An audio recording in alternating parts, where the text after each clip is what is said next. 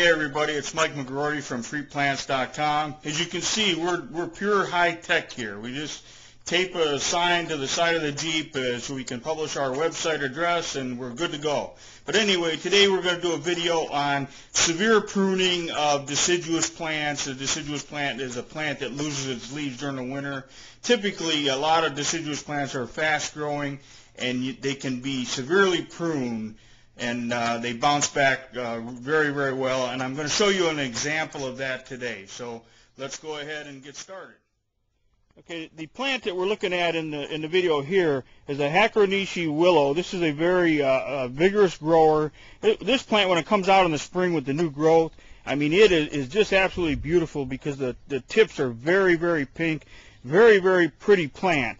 In my opinion, the downside is that it grows very, very fast. And then even if you trim it during the summer, the new growth that you get during the summer doesn't have that same beautiful pink color.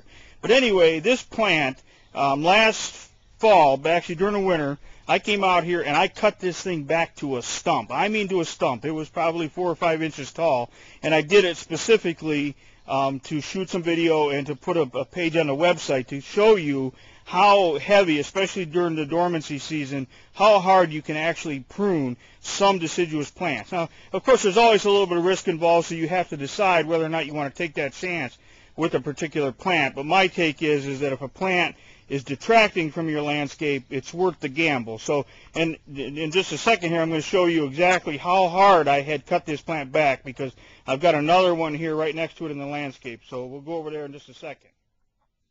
Now the plant that you're looking at is the same exact plant, but right before I shot this video, because this one I had cut it back to a stump last winter, and then right before I shot this video, I came out here and I cut this thing back really, really hard again. So you can see, and this is going to be a little shaky, but you can see that I took a plant from this size to this size in one pruning, and this is July 5th, so I did this in the dead of summer. Now, I'm not really recommending that you do that. I prefer that you do it during the winter when the plants are dormant, but I can assure you this plant will grow back from this stump. Now in a second, I'm going to show you the advantage of heavy pruning and regular pruning on fast-growing plants.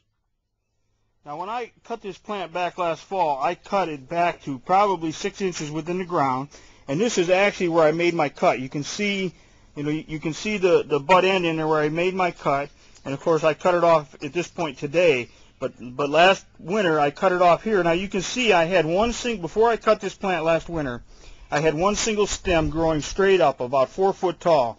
By making that cut, it forced the plant to fill out and produce multiple branches. And look at everything that produced from that. Just below that cut, we got 1, 2, 3, 4, 5, 6, 7, 8, 9 new branches, and I actually removed some for this video. Now here's another piece, same thing. I cut it off right here and here last winter, and you can see how much it forced the plant to fill out. So then if I'd come out here this spring and cut it here, here, and here, I would have had multiple branches again.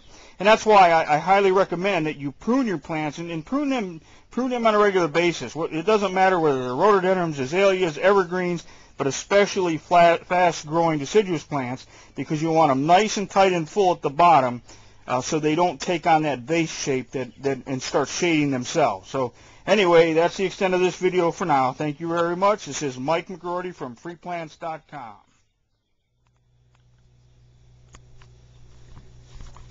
Okay, we're done for now. As you can see, I worked up a bit of a sweat. It's a little warm here, and before I could shoot this, I actually had to dig out about 4 plants so I could get a clear shot. But at my house, if I got a plant that's just not doing really, really well, or I don't like it, it's gone. I've got a beautiful Japanese maple that I'm going to pick up and put in that spot, and you will see that in one of the upcoming videos.